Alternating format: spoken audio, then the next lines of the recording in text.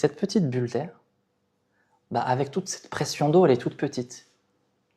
Mais plus elle grandit, plus elle monte vers la surface, donc on peut imaginer qu'on est en train de la voir monter depuis le sol, et plus elle monte vite, et plus elle gonfle. On est cette bulle d'air, on est écrasé par la pression, mais plus on se libère, plus ça devient facile d'ascensionner. À noter, plus on est dans cette vase-là, et plus les éléments qui composent cette dimension ont un réel pouvoir sur nous, un pouvoir de limitation. Prenez par exemple le regard des autres sur vous.